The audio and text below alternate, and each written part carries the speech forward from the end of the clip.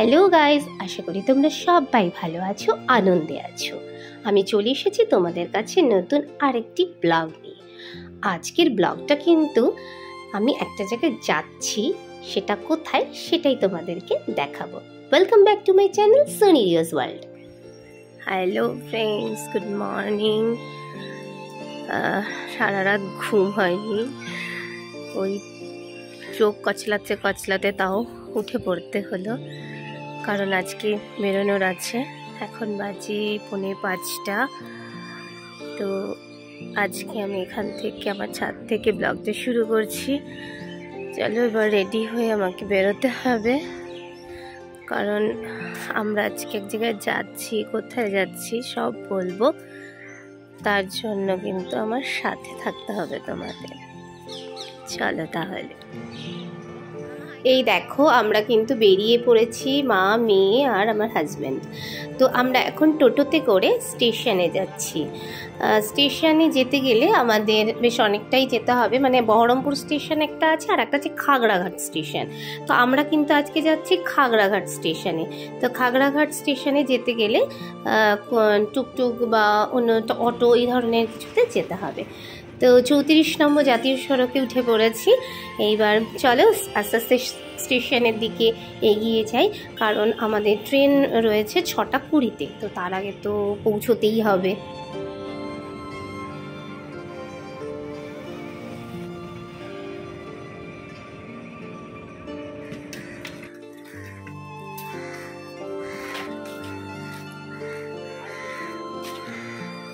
পাঁচটা 45।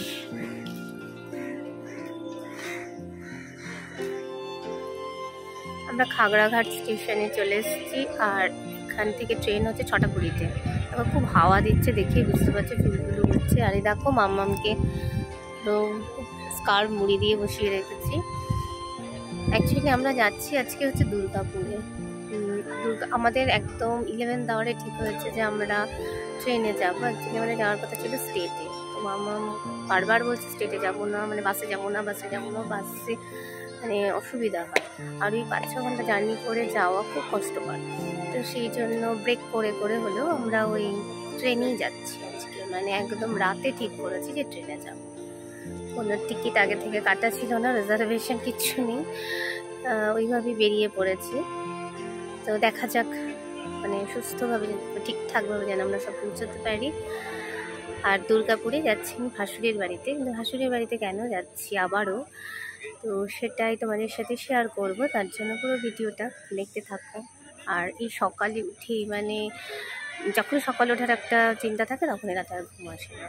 তো এই তারপরেও চোখ কচলাতে কচলাতে চলে আসতে হলো, কিছু করার নেই। এখন মোটামুটি 6টা বেজে গেছে, অ্যানাউন্সমেন্ট হয়নি, 6:20-তে ট্রেন। তো বন্ধুরা সাথে থাকো। মামা হাই করে দাও। এই দেখো বন্ধুরা, আমরা ট্রেনে উঠে পড়েছি। ট্রেন কিন্তু আধ ঘন্টা মতো লেট ছিল। 6:50-এ ট্রেন ঢুকেছে, 6:20-তে ঢোকার কথা ছিল। যাই হোক, আমরা এখন নিমতিতা কাটোয়া এক্সপ্রেসে বসে আছি। ভীষণ মানে আরামে যাচ্ছি, কারণ একদম ফাঁকা, দেখতেই পাচ্ছ, হাত পা ছড়িয়ে সবাই বসে আছি। তো এতটা ফাঁকা এক্সপেক্ট করিনি, বাট খুব মানে টিকিট ফিকিট আগে থেকে রিজার্ভেশন করিনি, বাট এত সুন্দরভাবে যেতে পারবো ভাবতে পারিনি। ফার্স্ট স্টেশন হচ্ছে কর্ণ সুবর্ণ, এখানে এবার দাঁড়ালো, ছেড়ে দিয়েছে ট্রেন আর কি। হচ্ছে কর্ণ সুবর্ণ।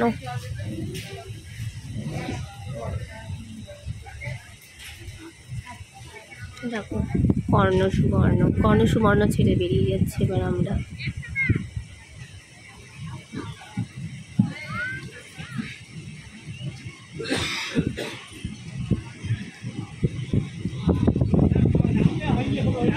আমরা কাটোয়া জংশনে পৌঁছে গেছি। এবার এখান থেকে বর্ধমান যাব। তো সেখানে কানেক্টিভ ট্রেন বোধহয় 1 ঘন্টা পর। আমরা যে ট্রেনটায় যাব সেটা 1 ঘন্টা পর, মানে এখানে 1 ঘন্টা বসে থাকতে হবে। তারপরে ওখানে গিয়েও প্রায় 1.5 ঘন্টা বসে থাকতে হবে। তো তাকে নিয়ে করো। তো এটা খুব বোরিং, এই বসে থাকা আর এই বারবার চেঞ্জ করা, বাট কিছু করার নেই, বাস জার্নির থেকে বেটার। তো চলো সাথে থাকো আর দেখতে থাকো। যে কাটোয়া জাংশন, এই ট্রেনটাতে এলাম।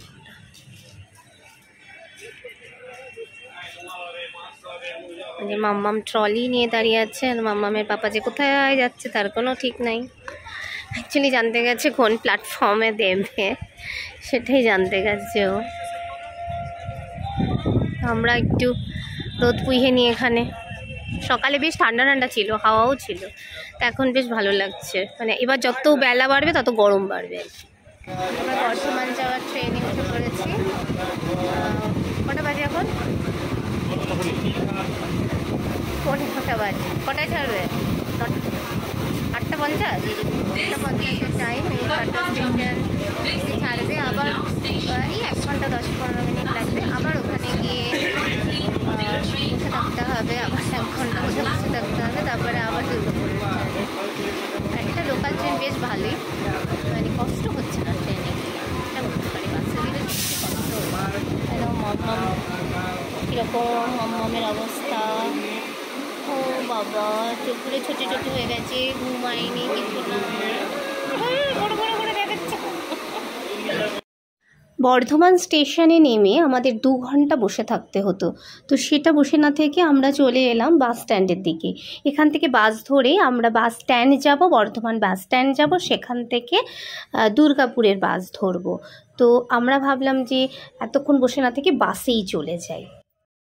অ্যাকচুয়ালি আমার ভাসুর বললেন যে এতক্ষণ বসে থাকার কি দরকার স্টেশনে, বাসে আসো, বাসে আসলে মোটামুটি 1 ঘন্টার মধ্যে পৌঁছে যাবে। ওরকমই অ্যাকচুয়ালি টাইম লাগে, বাট আমাদের কপাল খারাপ, যেখানে উড়ালপুল তৈরি হচ্ছিল বর্ধমান আর দুর্গাপুরের যে রাস্তা দিয়ে বাস যাচ্ছে, তো তার জন্য প্রচণ্ড জ্যামও ছিল, আর ততধিক গরম, আর বাসে ততধিক ঝাঁকুনি। তো সেইটাতে রিয়েলি ভীষণ কষ্ট হচ্ছিল। তখন মনে হচ্ছিল যে কেন আমরা ট্রেনটা ছেড়ে আর কি বাসে উঠলাম। অ্যাট লাস্ট দুর্গাপুরে নামলাম। 1.25 ঘন্টার ওপর টাইম লাগলো, যে টাইমটা স্টেশনে বসে থাকতাম আর সেই টাইমটা আর কি বাসে দিলাম, বাট প্রচণ্ড ফিজিক্যাল কষ্ট হয়েছে। তো যাই হোক, নেমে খুব শান্তি পেলাম।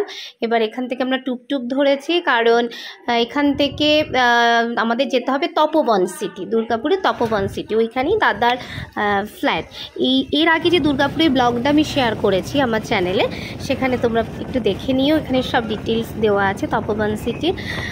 তো এখন যাচ্ছি আর ভীষণ আরাম লাগছে, বেশি মানে খুব রোদটা এখন আর নেই, টুকটুকে যেতে মানে আমার তো খুবই ভালো লাগে, তো সেই জন্য বোধহয় আরও বেশি ভালো লাগছে।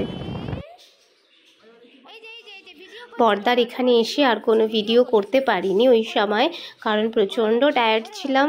তো এসে খেয়ে মানে ফ্রেশ হয়ে খেয়ে দিয়ে একদম ঘুমিয়ে পড়েছিলাম।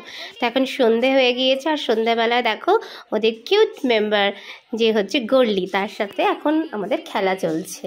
যে দিদিভাই দেখো খেলছে ওর সাথে, আর আমিও খানিকক্ষণ ওর সাথে টাইম পাস করলাম। তো ভীষণ ভালো লাগে ওর সাথে টাইম কাটাতে। আবার ক্যাচ, আবার ক্যাচ, আবার ক্যাচ। তুমি কিন্তু ধরতে পারছো না, ক্যাচ করতে পারছো না, তখন ধরার জন্য রেডি। কে বাবা বাবা বাবা বাবা, clap clap clap clap, good girl.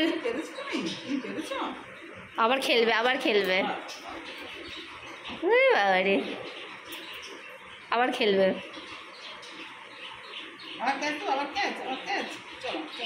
Catch catch, আবার ক্যাচ। তোকে ছাড়বে না, এবার টানাটানি খেলা। উড়ি বাপরে, দেবে না, রাত দিয়ে আটকে রেখেছে।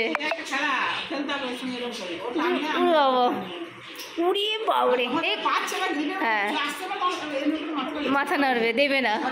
আমি গোলটির সাথে খেলা করছি, দাও দাও দাও। এই দেখো টানাটানি খেলবে, দেখো দাও, ওটা খাও, টানবো টানবো টানবো, দাও। দেখো এখন আমার সাথে টানাটানি খেলবে। ওরে মা রে মা, লাফা লাফি, 1 সেকেন্ড চুপ করে বসে না, বস বস, চুপ করে বস, দে ওটা, দে ওটা, দে।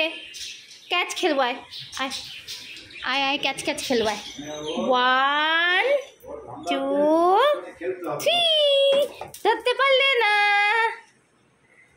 হ্যাঁ হচ্ছে খেলবে এখন, এসো এসো এসো, আবার আবার ক্যাচ ক্যাচ, দেখ দেবে না। গল্লি এসো, ক্যাচ ক্যাচ ক্যাচ, এসো। ধরতো ধরতো ধরতো, দে দে দে দে দে। এবার দৌড় কর, দৌড় করাবে এবার, এবার দৌড় করাবে। হ্যাঁ ধরেছি ধরেছি ধরেছি,